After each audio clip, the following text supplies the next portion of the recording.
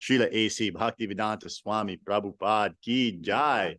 Jai Om Vishnupad Paramahamsa Parivrajak Acharya Stota Shata Shri Srimad Bhakti Siddhanta Saraswati Goswami Maharaj Prabhupada ki jai. Ananta Koti Vaishnava Vrinda ki jai. Namacharya Haridas Thakur ki jai. ISKCON founder Acharya Srila Prabhupada ki jai. Prem Sekaho Shri Krishna Chaitanya Prabhu Nityananda Shri Advaita Gadadhar Shri Vasari Gaura Bhakta Vrinda ki jai. Shri Radha Krishna Gopa Gopinath Shyam Kund Radha Kund Giri Govardhan ki jai. Vrindavan Dham ki jai, Mathura Dham ki jai, Navadvip Dham ki jai, Jagannath Puri Dham ki jai, Ganga Mai ki jai, Jamuna Mai ki jai, Tulsi Devi ki jai, Bhakti Devi ki jai, Sankirtan Yagya ki jai, Samaveta Bhakta Vrinda ki jai. Gaur Premanande, Hari Hari Bol, all glories to the assembled devotees, Hare Krishna, all glories to the assembled devotees, Hare Krishna, all glories to the assembled devotees, Hare Krishna, all glories, Shri Shri Guru and Shri Gauranga, Hari Hari Bol.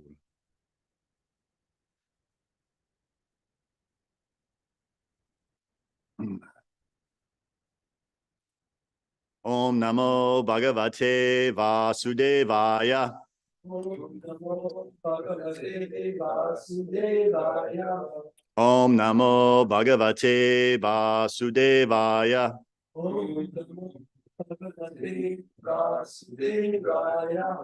Om Namo Bhagavate Vasudevaya.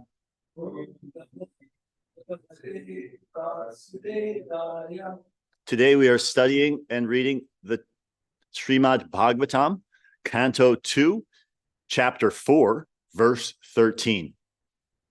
So we'll start by chanting the Sanskrit. And if we can, we'll give some devotees online a chance to chant as well, although I know sometimes we don't do that on Saturday, but it looks like we might have enough time to do that today. We'll see. I'll make sure I have my audio up so I can hear you. Okay, so I'll start. Let me just pull it up on my side. Okay. Bhuyo namaha sadvrignya chidde satang. Bhuyo namaha sadvrignya chidde satang. Asambhavya kila sattvamurtaye. Asambhavya kila sattvamurtaye. Pungsham punya padamaham sanyashramye.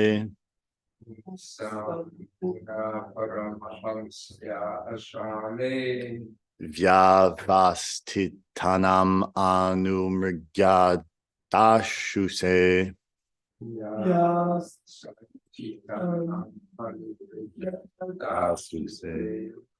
Uyo namaha sadvrignya chide satyang.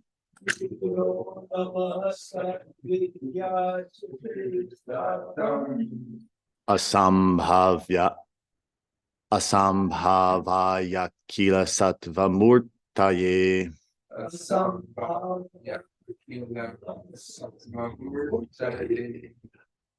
Sang punya padamahang sham ashramye.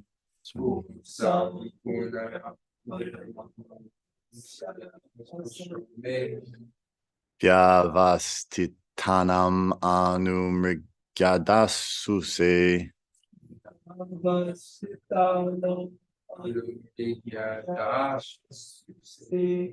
Bhuyo namaha sadvrigya chide satam. Asambhavya kila sattvamurtaye. Pungsham puna padamahamsya ashramye.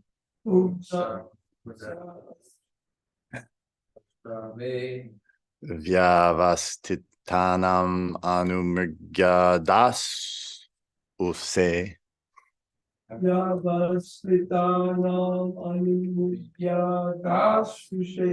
Okay, first we'll give the devotees in the temple a chant. Anyone like to chant? Bhuyo namasad Vijina Chide Satam. Bhuyo namasrid Vijina Chide Satam. Asambhavaya kile sattva murtaye. Asambhavaya sattva murtaye. Sambhuna paramahamsya ashrame. Om Sambhuna Paramahamsa Swami Yavashti tananam anuvrigya dashuse. Yavastitanam Anumrigya Dasuse Bhuvo namo sadvigya chitte satam. Bhuyo Nama Sadvigya Chite Satam Sambhavaya khila tattva Asambhavaya Murtaye. Sampuno paramhamsaya same. Om Sambhuna Paramahamsaya Shriyame Ayabhistam Vaya Natsuye. Dasuse Bhuyo Nama Sadvigya Chitte Satam. Bhuyo Asambhavaya Kila Sattva Murtaye.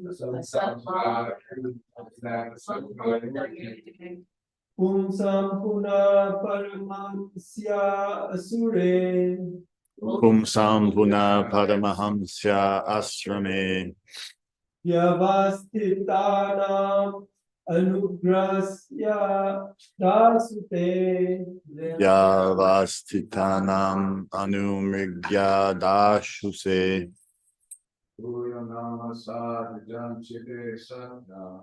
Bhumyo Namasad Vigya Chite Satam Sambhavya khila sattva murtaye.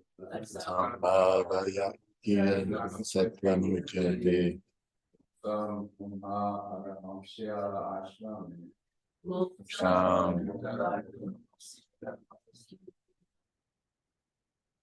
Yavashtika nam animadrigya dashuse. Yavastitanam Anumrigya Dashuse Yo nama sadvijna chitte satam. Nama Sadvigya Chitte Satam. Sambhavaya kila sattva murtaye. Asambhavaya Kila Yaye Sampuna paramahamsya ashrame. Sambhuna Paramahamsya Ashrame Yavastitanam anuvrikya dashise. Yavastitanam Anumrigya Dashuse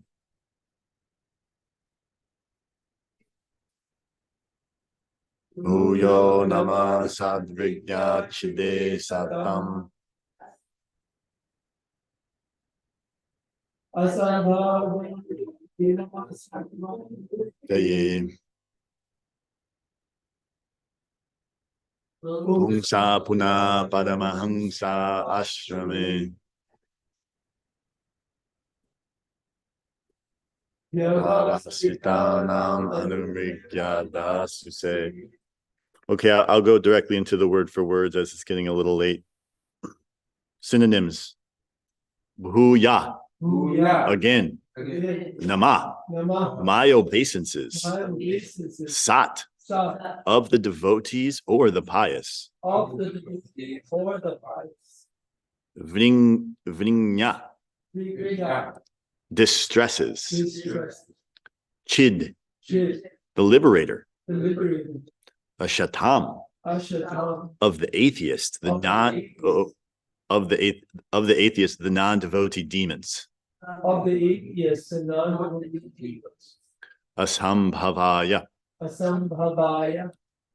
Cessation of further unhappiness. Cessation of further unhappiness. Akila. Akila. Complete. Complete. Sattva. Sattva. Goodness. Goodness. Murtaye. Murtaye. Unto the personality. the personality Pungsham of of the transcendentalists. the transcendentalists. Huna, Huna, again, again, Haramahangsaye, Paramahansa, the highest stage of spiritual perfection. the highest stage of spiritual perfection. Ashrame, Ashram, in the status. in the status. Vyavastitanam, Yavastana, particularly situated. particularly situated. Anumrigya, Anurigya, the destination. the destination. Dhasushe, Dashuse, one who delivers. 100. Translation and purport by His Divine Grace, A.C. Bhaktivedanta Swami Prabhupada. I again offer my respectful obeisances unto the form of complete existence and transcendence, who is the liberator of the pious devotees from all distresses and the destroyer of the further advances in atheistic temperament of the non-devotee demons. For the transcendentalists who are situated in the topmost spiritual perfection, He grants their specific destinations. Lord Shri Krishna is the complete form of all existence, both material and spiritual.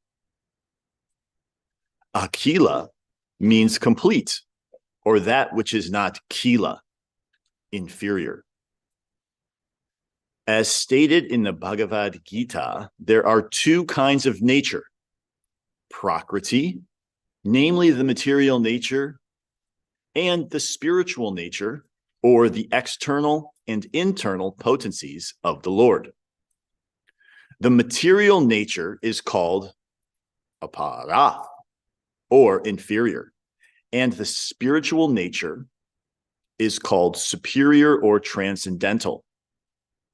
Therefore, the form of the Lord is not of the inferior material nature. He is complete transcendence, and He is murti, or having transcendental form. The less intelligent men who are unaware of His transcendental form describe Him as impersonal Brahman. But Brahman is simply the rays of His transcendental body, Yasya Prabha. The devotees who are aware of His transcendental form render Him service. Therefore, the Lord also reciprocates by His causeless mercy and thus delivers His devotees from all distresses. The pious men who follow the rulings of the Vedas are also dear to Him, and therefore the pious men of this world are also protected by Him.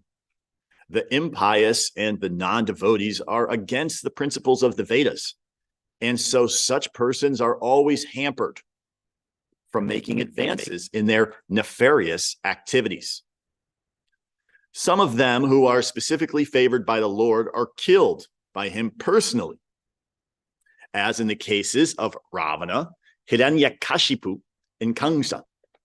And such demons get salvation and are thereby checked from further progress in their demoniac activities. Just like a kind father, either in his favor upon the devotees or his punishment of the demons, He is ever kind to everyone, because He is the complete existence for all individual existence.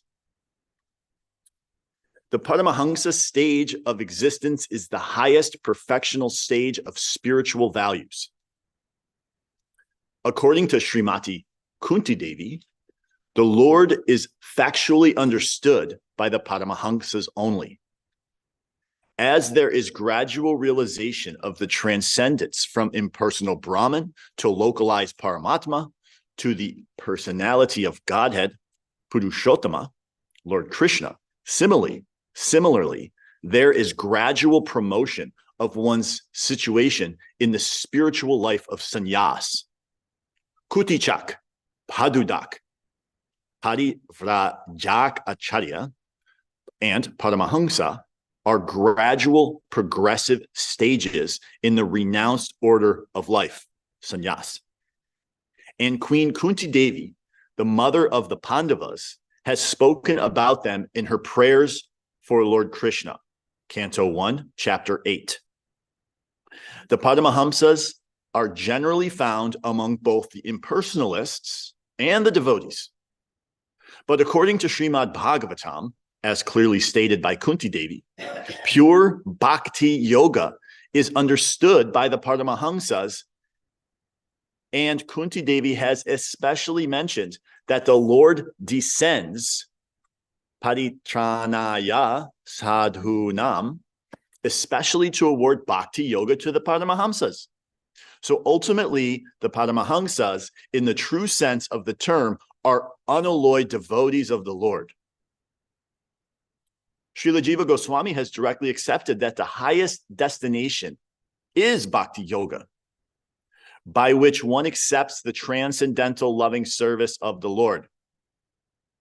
Those who accept the path of bhakti yoga are factual Paramahamsas. Since the Lord is very kind to everyone, since the Lord is very kind to everyone, the impersonalists who accept bhakti as the means of merging in the existence of the Lord in his impersonal Brahma Jyoti are also awarded their desired destination. In the Bhagavad Gita 4:11, he has assured everyone, Ye yata mam prapadyante. According to Srila Vishwanath Chakravarti, there are two classes of Paramahamsas, namely the Brahmanandis, impersonalists, and the Premanandis, devotees. And both are awarded their desired destinations, although the Premanandis are more fortunate than the Brahmanandis.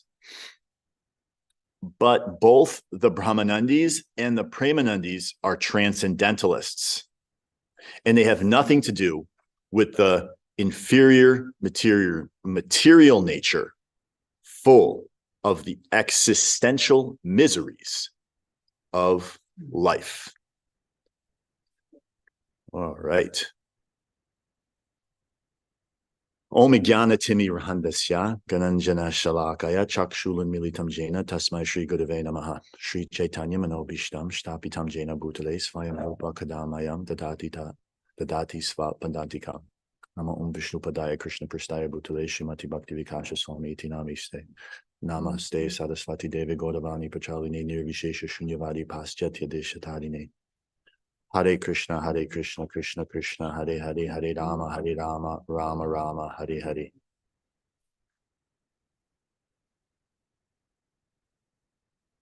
All right. I'll read the verse one more time. I offer my respectful obeisances unto the form of complete existence and transcendence, who is the liberator of the pious devotees from all distresses and the destroyer of the further advances in atheistic temperament of the non-devotee demons. For the transcendentalists who are situated in the topmost spiritual perfection, he grants their specific destinations. So here we see Shukadeva Goswami praying to the Lord. Nice, very nice section of prayers. And in this verse specifically, we see that Krishna is the liberator he's the liberator of the distress for all the devotees. And he is the destroyer of the plans for the non-devotees.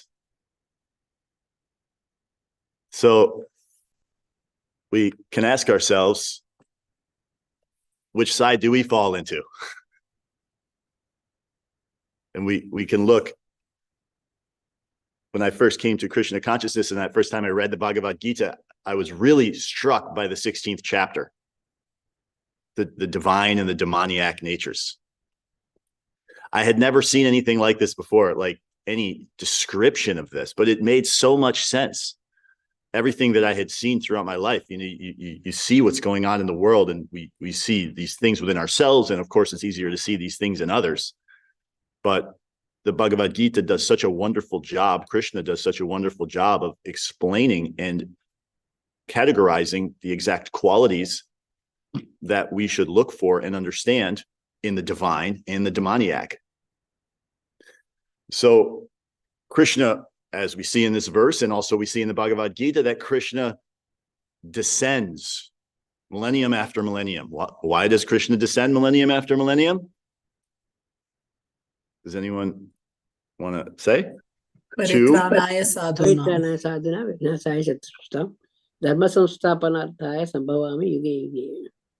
Very good. So we need the stress of the devotees and to check the advances of the atheists. Yes, exactly. But and both is explained in this verse and also in Bhagavad Gita 4:8 that our wonderful devotees have shared online.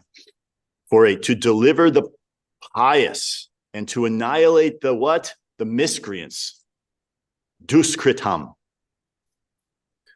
as well as to reestablish the principles of religion.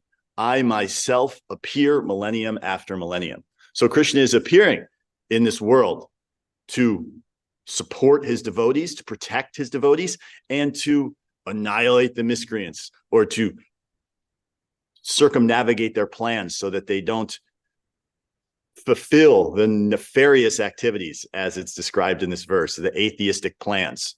We see so many atheistic plans that are happening in the world.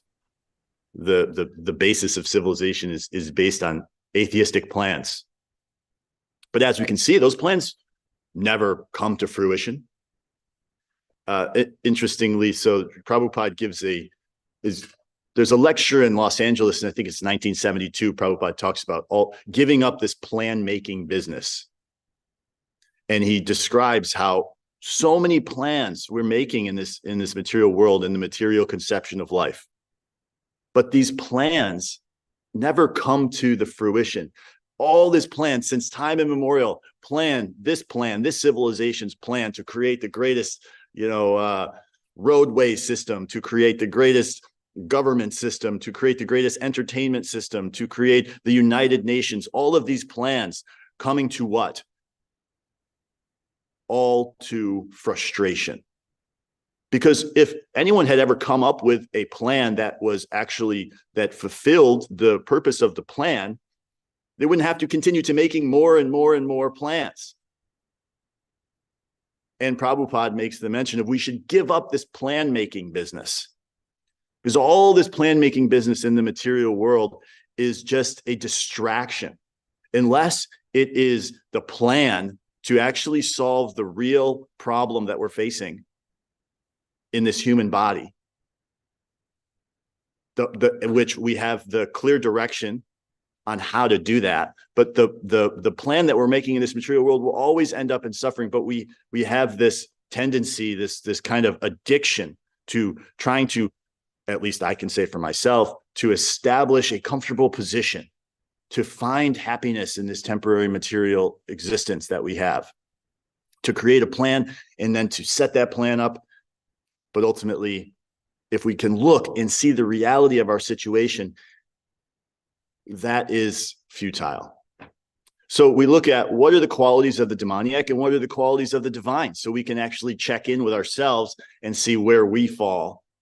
Krishna explains very nicely in the Bhagavad Gita, 16th chapter, as I mentioned. We have chapter 16, verse 4, where Krishna explains the demoniac natures. Does anyone know offhand what those demoniac natures are? Maybe you can name one that you can think of, a demoniac nature. Stealing may be a byproduct of it. Envy. Harshness, yes. Lust, yes. Thinking oneself the controller. Yes, thinking oneself the controller. Specifically, it's described, these are all kind of in the peripheral, but it's there: pride, arrogance, conceit, anger, harshness, and ignorance. These qualities belong to those of demoniac nature. And as Prabhupada describes in the purport there, in this verse, it's the royal road to hell is described. And the demoniac want to make a show of religion and advancement. in spiritual science, although they do not follow the principles. And we can see that, of course. This is why so many of us, especially in the Western world and around the whole world, you could say the Western world now, but it's pervasive. These institutions of religion, so-called institutions of religion, are presenting are cheating people in the name of God. Why? Because they're not following the principles that are set forth by the founders of those religions. They're misinterpreting. They're changing things up and saying what they want to say and kind of interpreting these things to be able to just go on following the materialistic principles of life, which is the royal road to hell, which enhances the pride and arrogance, conceit, and demoniac natures that are there within us if we don't check them and if we don't get guidance by someone from a higher status of consciousness.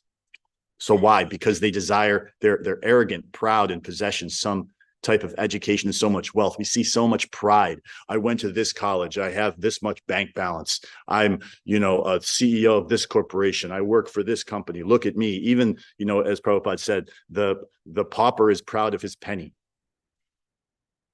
We can see, pride is such a, and it's almost like to consider, it's not almost like it is in our understanding of how life should be from a modern perspective.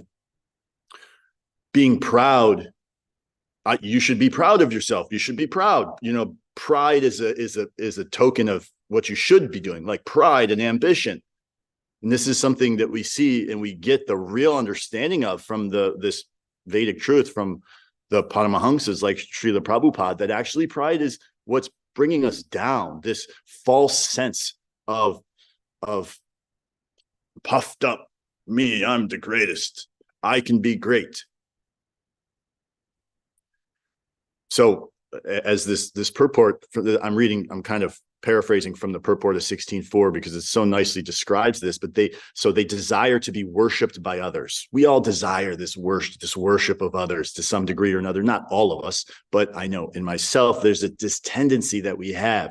We want this little seed of being acknowledged and worshiped and seen as being oh, you did so great or this or that. It's like this little charge of excitement that we get, this, they call it like a dopamine rush. This is the big thing nowadays. Everyone's, worried about too much dopamine. This is, with the scrolling and everything on the phones, we just little charge of dopamine. Zzz, you get zzz, and then it's like a little bit, but then it pulls out. Whether that's legitimate, I don't see any mention of dopamine in the Vedas, but okay, scientifically we can accept it one way or another. So what is it? We're being harsh. We're demanding respectability, but we don't command respect. We don't actually deserve respect, but we expect it. And we don't know what is to be done and what's not to be done. This is in the demoniac state of life. And it's like they just don't know. So many things are being created in the world, so many different systems of psychology, so many different systems of, speculated religion, different ideas on how we can find happiness, but no one knows. It's all speculation. They don't know. So it changes here, this diet, that diet, it changes. And everything's whimsical by our own desire. And of course,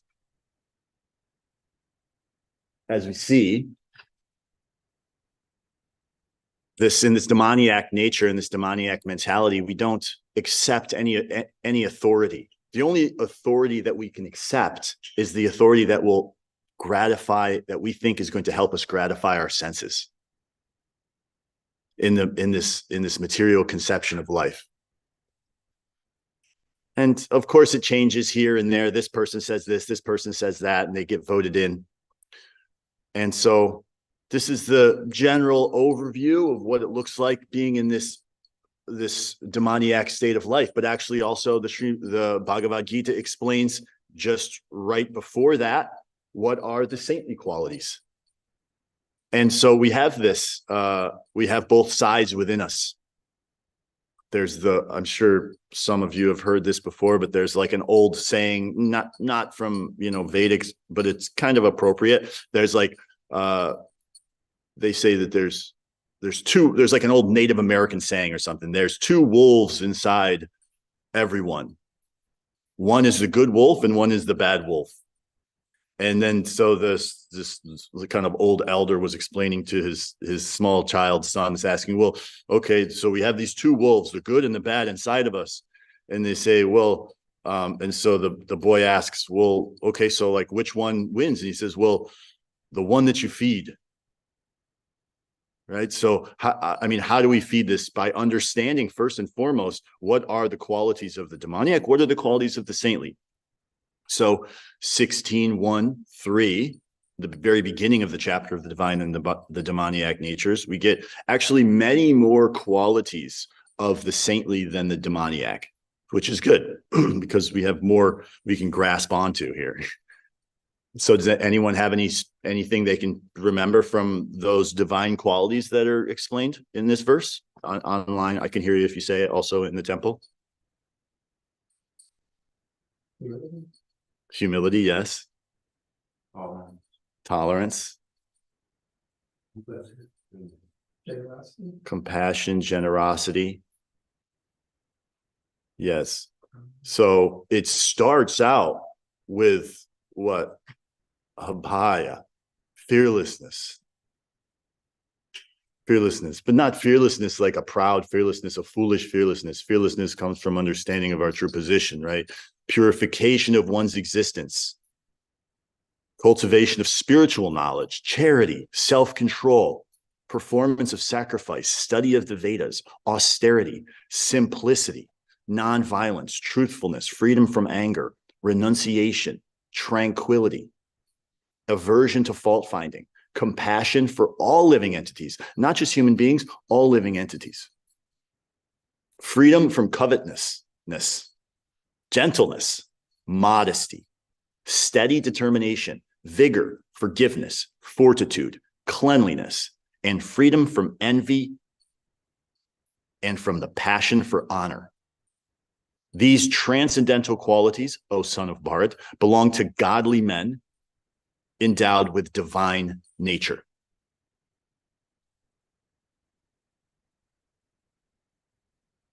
Of course, these qualities sound very wonderful, especially when they're grouped together like this. Just the grouping of these qualities together, how one could, it's such a wonderful grouping. Like the organization of thought that it takes to just put this together in such a concise, direct, and clear way. In fact, this could be the essence of our meditation for our entire life in terms of looking for and understanding where we are straying from these qualities. We don't need to go after so many personality development courses or therapy sessions or whatever it is that we're trying to speculate how to find some kind of peace of mind in this material world, because it's given to us here. So ultimately, what's the point of this? The point is to come out of the place of illusion and the place of demoniac mentality so that we can actually purify our existence. To purify our existence, rise ourselves up to at least coming out of the modes of passion and ignorance, which have us in a noose, this noose around our neck, this chain that's holding us. They come out of this passion and ignorance, the three modes altogether, but at least rising up to the point of goodness so that these qualities can start to manifest, so that we can come out of this material atmosphere, which is the birthright and the purpose of this human life, which we've had to move through 8.4 million species of life to attain this rare human birth. And in this rare human birth, we have an opportunity to bring ourselves to a higher understanding of who we really are and come out of this suffering, to come out of this cycle of samsara, the cycle of birth and death, old age and disease. So it's like we have a noose we see that it's not a very nice image, but hey, we all have it around our neck. And one day that trap door is going to fall. And when that trap door falls, the question is, where are we going to be situated in our consciousness? So are we going to utilize this human form of life to actually cultivate these divine qualities, or to cultivate these demoniac qualities? The choice is ours. But luckily for us, fortunate souls, especially anyone who happens to be listening to this right now, in the future, or at any time, in person or online, we have come to the point of extreme fortune in this age of Kali Yuga to have come in contact with a Paramahamsa like Srila Prabhupada. And of course, who is spreading out the mercy of Lord Chaitanya in a way that we, the fallen Kali Yuga people, can actually attain this stage, this highest stage of understanding. And instead of having to go through what is described as in the Vedic times, we've got these different orders of life. And in this, we're looking at this Paramahamsa stage, and in the purport talks about sannyas. And what does that mean? So we'll touch on that a little bit. But just right now, we have this glorious Sankirtan movement. What is this Sankirtan movement? The Sankirtan movement is the mercy. It's for us to actually attain that love of God, to attain that natural position. And what is the Sankirtan movement? It is Harinam, Harinam, Eva Kevalam, right? Harinam, Eva Kevalam. This is the prescribed method, chanting the holy name. So we have this very simple and easy process. We see in this purport where there's like different levels of sannyas, right? You've got to, I'm going to read a little bit from Srila Prabhupada in terms of what these different levels look like. But factually, those who are involved in bhakti yoga, as Prabhupada says in the purport, are Paramahamsas. So in our movement, for us to become involved in bhakti yoga, what is that? That is to be in service of Srila Prabhupada and in service of a true Paramahamsa like Srila Prabhupada. And in the process, the demoniac qualities can disappear and the divine qualities can start to manifest. And of course, this takes some time. This takes us being patient. This takes tolerance. And of course, it takes us utilizing our free will in a way that we can actually attain what we really want to try to attain. And it may not be easy, but we're used to instant gratification, especially in this modern world. We want instant, we want it fast, we want it now. But ultimately, when we get that, the results are cheap and meaningless. But the results are going to come to us. We're not going to rise up to them. So if we utilize our free will for something other than turning away from Krishna, which is what we've been doing, we can utilize our free will to turn towards Krishna. So we see the gross manifestations in this world of people that are seemingly impelled to destruction, moving towards our lower selves. But ultimately, what we want to do is move towards our higher selves. We see that people that they can be addicted and unhealthy and destitute by utilizing, it's obvious, like they're utilizing their free will on something that is working against their best interests. And we sit back and we think, well, I'm not that bad. I'm doing pretty good in this world. I have a nice job. I have a nice position in this world. I'm utilizing my free will to be successful in this world. But ultimately, we can tell that actually, even if we're in this world and we're just utilizing our free will to attain a comfortable position, it's like, as we've heard it described so many times, it's like we're all prisoners in this material world. And it's like, am I going to get a little bit higher of a status of a prisoner? And even though somehow we know that we're prisoners, right? And it's funny because like we can see that in general, the media, people in general, they're fascinated by like people who escape from prison. Have you ever noticed that? Like there was this just not that long ago, there was this guy who escaped from prison in like Westchester and here close to Philadelphia. And he had like escaped, right? He like climbed a wall and he escaped from prison and he got out and he was like evading capture for like 2 weeks or something. He was like living in like, you know, in like wood piles, like living like an animal, trying to get away. And everyone was like so fascinated by, are they going to catch him? What's happening? This dangerous criminal is out there. And, you know, I kind of had this realization that's like, we are in the same way. We're trying to like break out of this prison of material existence in this like unauthorized way, just like this guy's trying to break out of this prison. But eventually it's a fantasy. He's going to get caught. He's got to live like an animal. He's you know, got this fantasy that he's going to, you know, make his way out of the country or something. And in the same way, we're trying to break our way out of this prison of material existence in this unauthorized way, right?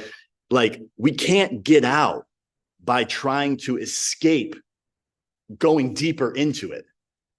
We have to take the authorized road. So like if you want to get out of prison, you have to you got to go through the process of being through your sentence, and maybe you get some mercy from the state and like you get pardoned, or you end up getting some kind of parole board, and then you can get out and, you know, be free. In the same way, if we take the authorized approach to actually coming out of our situation of imprisonment that we are in this material world, and we get a pardon by Srila Prabhupada and his devotees and through Chaitanya Mahaprabhu, so that we can actually attain who we really are. So just some points that I was considering in relation to this verse. Krishna is protecting his devotees. That's what he comes here for. And also to annihilate and misdirect and circumnavigate the demons that are attempting their atheistic plans. And we have the Paramahamsas. And to become a Paramahamsa, what we need to do is serve the Paramahamsas.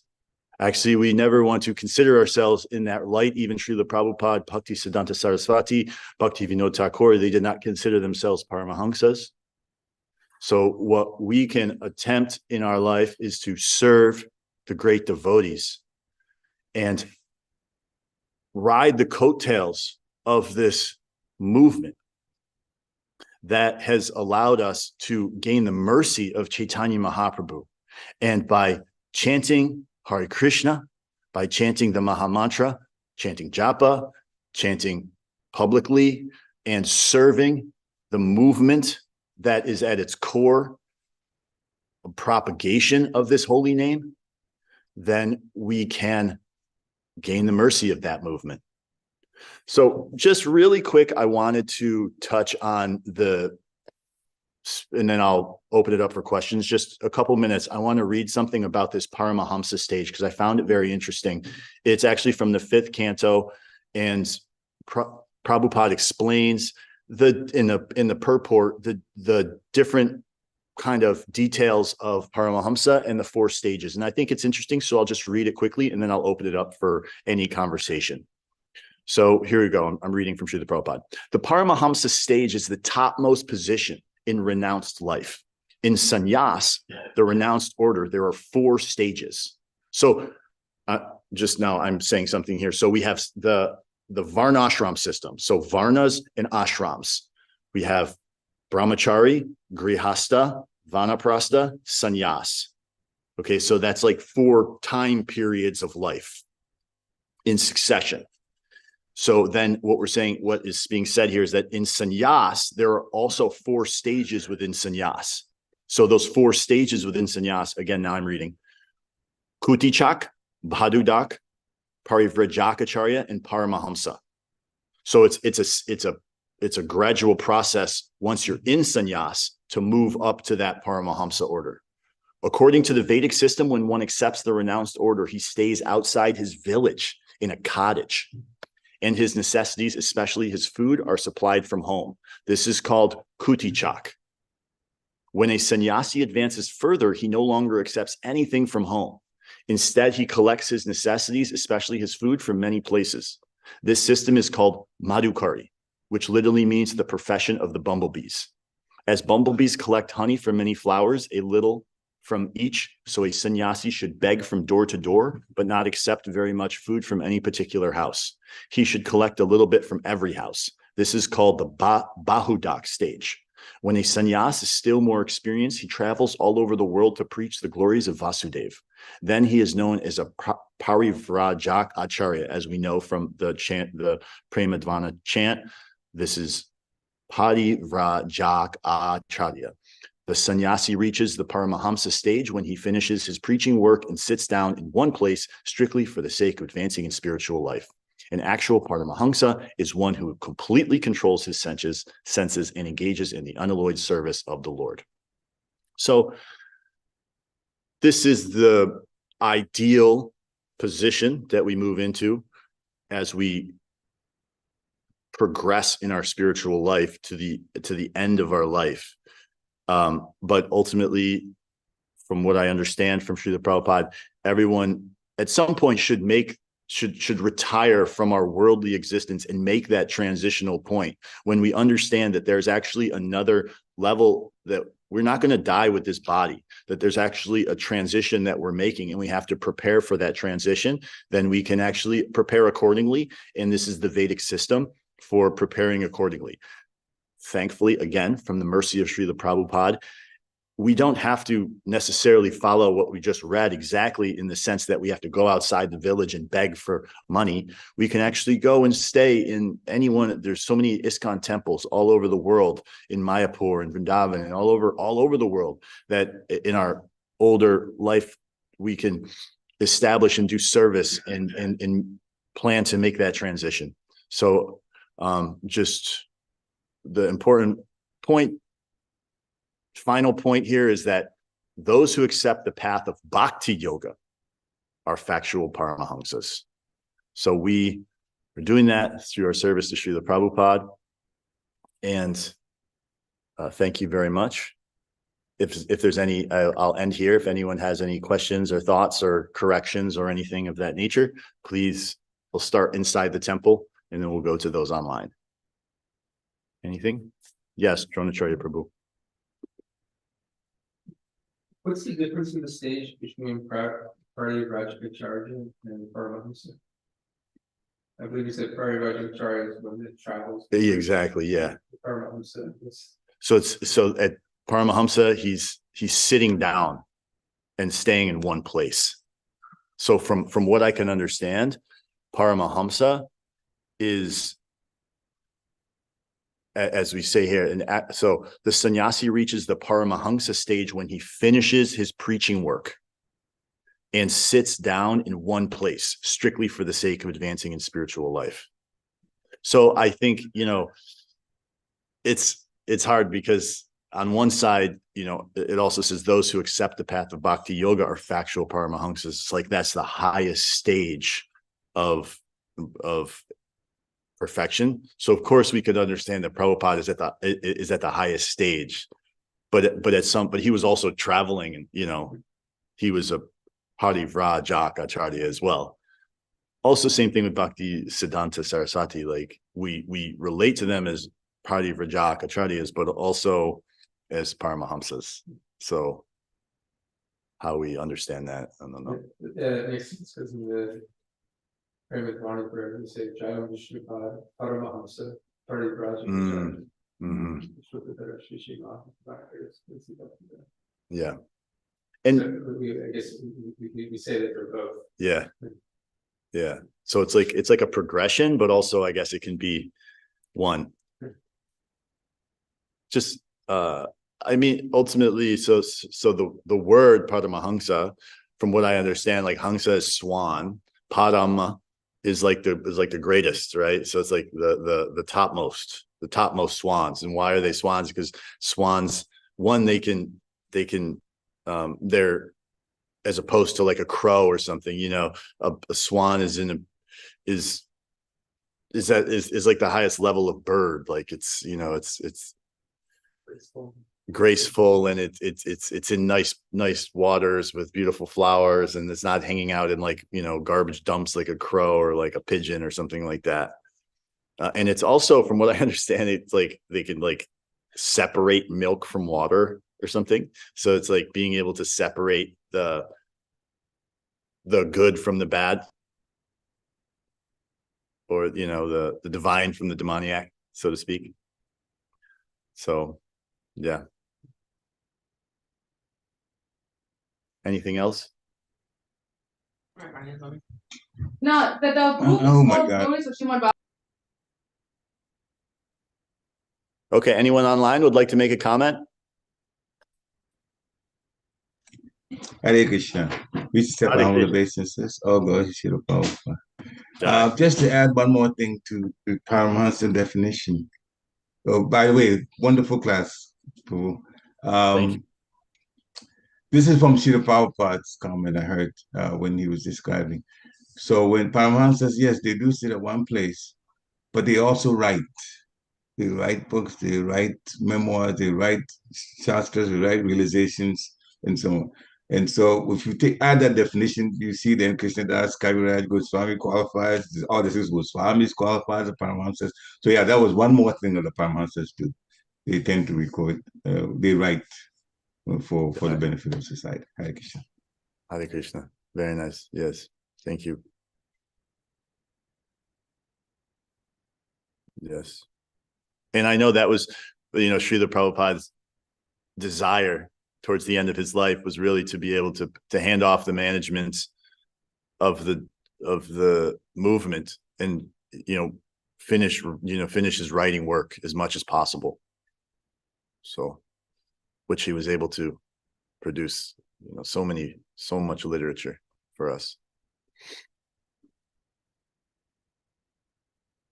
Okay. Anything else? The divine and demonic qualities that she went over. Yes. It's definitely something worthwhile. Mm. Thank you for bringing them up, and I think it's important. Yeah. Individually and collectively, we meditate upon this and try to advance in the divine qualities and separate ourselves from the demoniac. You mentioned them, we didn't really have so many of them down. So this is something I think that we should become more conscious of, just being aware of what they are and how to cultivate them. Yes. Yes, that's very nice. Yes, I was thinking about like how to be as practical as possible in terms of understanding and being able to practically take something away that we can meditate on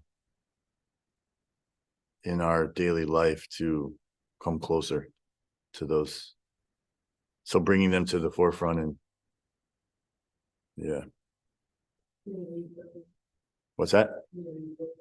Sure. All right. Yeah, I'll read them one more time.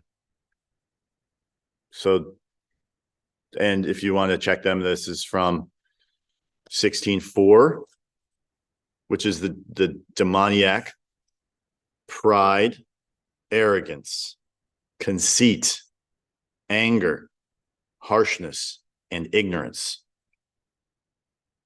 These qualities belong to those of the demoniac nature. And right before that, 16:1-3, fearlessness, purification of one's existence, cultivation of spiritual knowledge, charity, self-control, performance of sacrifice, study of the Vedas, austerity, simplicity, nonviolence, truthfulness, freedom from anger, renunciation, tranquility, aversion to fault finding, compassion for all living entities, freedom from covetousness, gentleness, modesty, steady determination, vigor, forgiveness, fortitude, cleanliness, and freedom from envy, and from the passion for honor. These transcendental qualities, O son of Bharat, belong to godly men endowed with divine nature. So we'll take that off into our life. And Hare Krishna. Thank you. Panchakalpatrupyascha kripa sindhubhyo vacha patitanam pavanebhyo vaishnavebhyo namo namaha.